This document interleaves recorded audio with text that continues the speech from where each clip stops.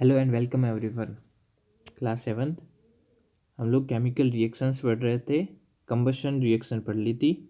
Now neutralisation, neutral करना, neutralisation ये कब होता है? When acid react with base.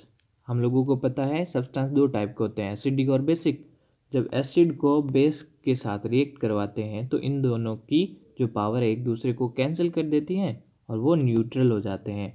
They reduce the effect of each other. This reaction is called neutralization reaction. When an acid react with base, जब acid base के साथ react करता है तो वे एक दूसरे के इफेक्ट को रिड्यूस कर देते हैं। In this reaction salt and water are formed. जब भी एसिड और बेस का रिएक्शन होता है तो हमेशा सॉल्ट बनता है। जैसे कि सोडियम है, सोडियम क्लोराइड अपना सॉल्ट है जो घरों के अंदर हम खाना खाने के लिए यूज करते हैं। तो वो किससे बनता है? एक तो बेस होता है सोडियम हाइड्रोक्साइड और हाइड्रोक्लोरिक एसिड। इनके रिएक्शन से सोडियम क्लोराइड और वाटर बनता है। तो हमेशा एसिड और बेस के रिएक्शन से सॉल्ट और वाटर बनता है और कई बार जो गैस है वो भी रिलीज होती है। Perform the following activity to understand the neutralisation reaction. एक एक्टिविटी है जिसकी मदद से हम समझ पाएंगे। With the help of funnel put 3 spoons of baking soda in the balloon. तो बलून के अंदर बेकिंग सोडा डालते हैं। Fill 1/3 of the bottle with vinegar. तो 2-3 चम्मच बेकिंग सोडा डालने के बाद में उसके अंदर 1/3 बॉटल का 1/3 पार्ट विनेगर डाल देते हैं। Fix the balloon over the mouth of a bottle without dropping the baking soda. तो इसके ऊपर बॉटल के अंदर लेना क्या है? विनेगर लेना है, जो कि टोटल का कितना है? बोतल का 1/3 पार्ट भरा हुआ है। ठीक है। फिर उसके ऊपर जिसके अंदर हमने बलून के अंदर लिया है उस बलून को उसके माउथ के ऊपर फिट कर देते हैं। Hold up the balloon and let the baking soda fall in the bottle. Observe the changes. अब उस बलून को वहाँ पर छोड़ देते हैं और जो बलून के अंदर मौजूद था सॉल्ट, हमने जो डाला था बेकिंग सोडा, तो वो उसके अंदर गिरने देते हैं। क्या होगा? You will find that bubbles are coming out of the vinegar and balloons start blowing up. तो ये हुआ। जो बेकिंग सोडा था, बेकिंग सोडा हमेशा बेस होता है। ठीक है। उसका फॉर्मूला होता है sodium hydrogen carbonate, sodium bicarbonate. और जो इसके अंदर मौजूद है विनेगर वो होता है एसिड। तो इन दोनों के रिएक्शन से हमेशा क्या बनेगा? न्यूट्रलाइजेशन रिएक्शन हो जाएगी और उसके अंदर से बबल्स वगैरह फॉर्मेशन स्टार्ट हो जाएगा।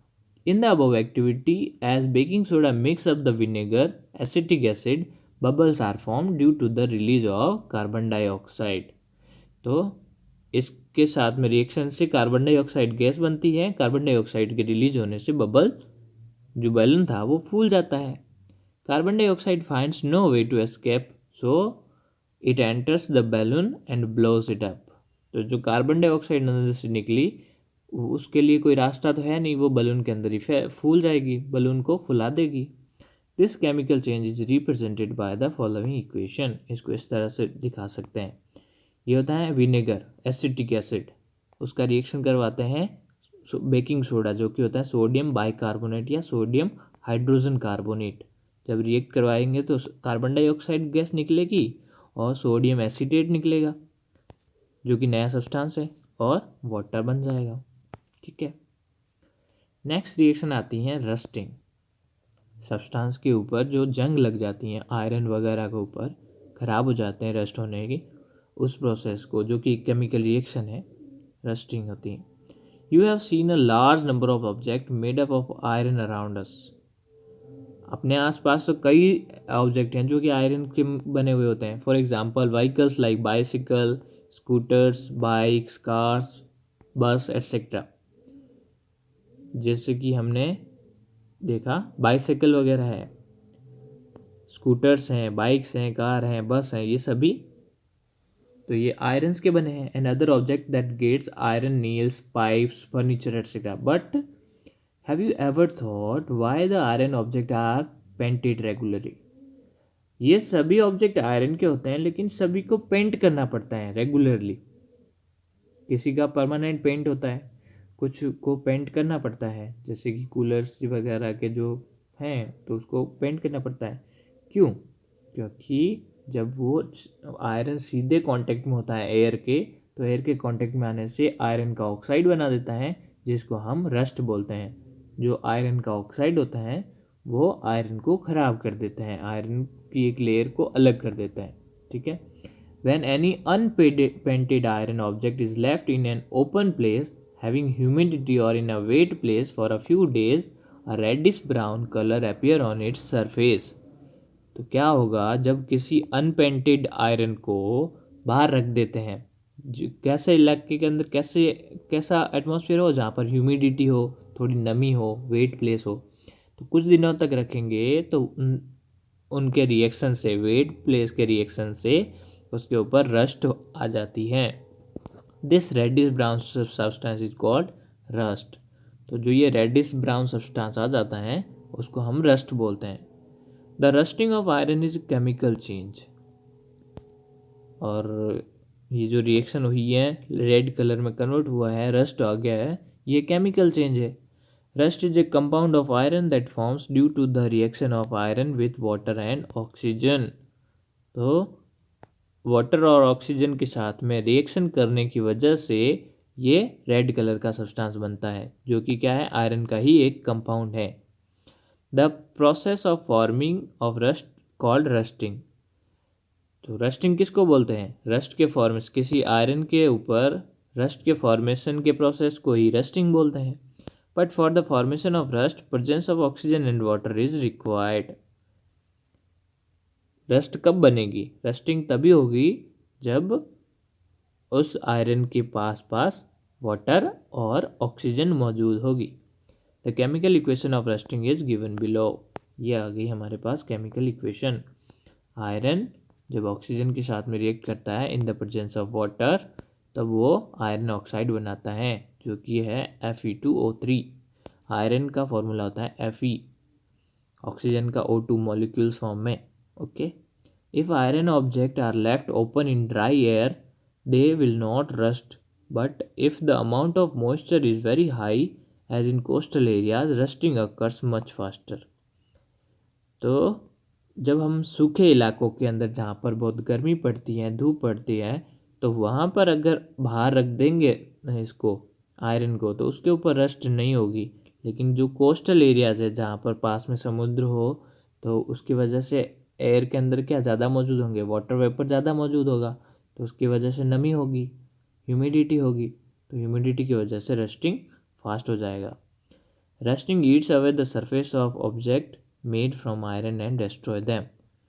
तो जो रस्टिंग है, जंग लग जाती है, तो जंग क्या करती है, ऊपर वाली लेयर को पूरी तरह से खा जाती है, ऊपर वाली लेयर को ख़राब कर देती है ऑक्साइड बना के, तो फिर काम नहीं आती। क्या है फैक्टोपीडिया में एक फैक्ट दे रखा है, the iron pillar in the Qutub Minar complex in a new Delhi is about 1600 years old and is made up of iron mix with some unknown element.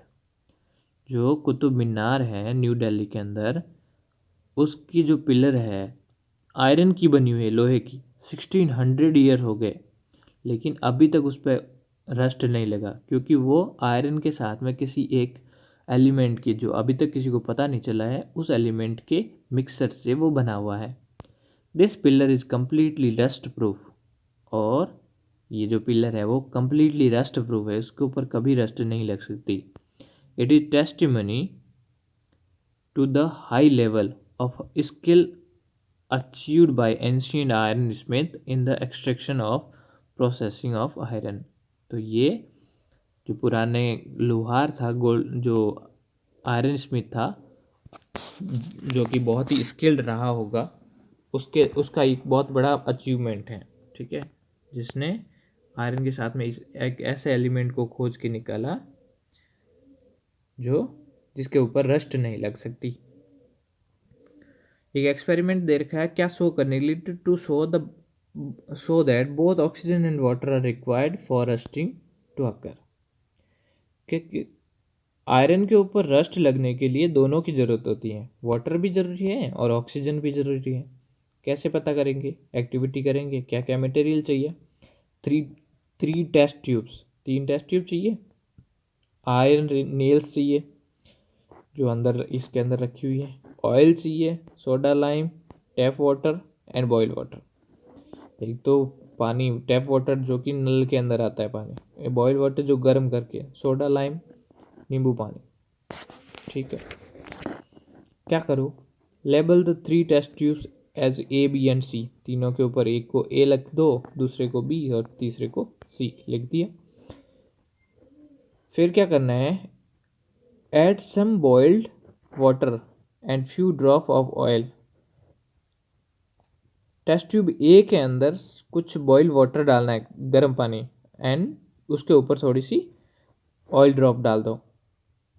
Any 2 iron nails in it.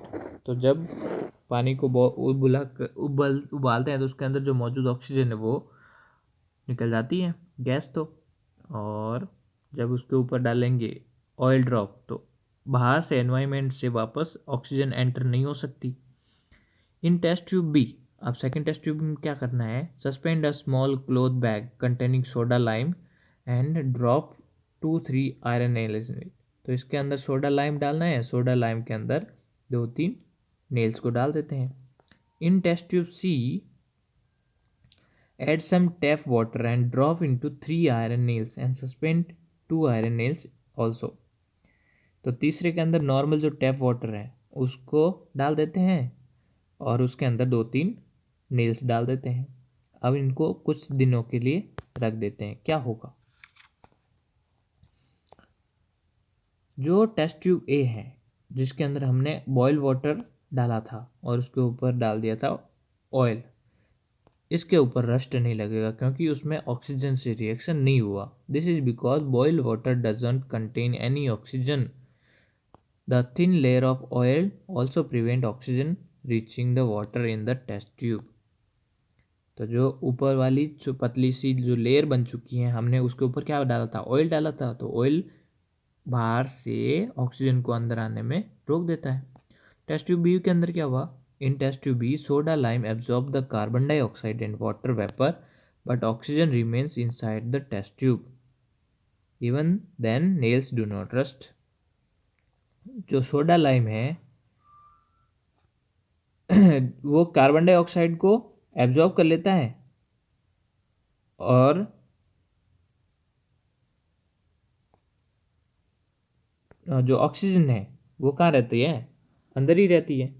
तो वाटर इसके ऊपर water vapour को भी observe कर देता है और carbon dioxide को ऑब्जर्व कर लेता है। तो इसकी वजह से वाटर का रिएक्शन नहीं हो पाता। जब सोडा लाइम के अंदर नेल्स को डालेंगे तब इस बार भी वाटर के साथ रिएक्ट नहीं हो रहा, लेकिन ऑक्सीजन के साथ रिएक्ट हो रहा है, तो फिर से इसके अंदर रस्ट नहीं होगा।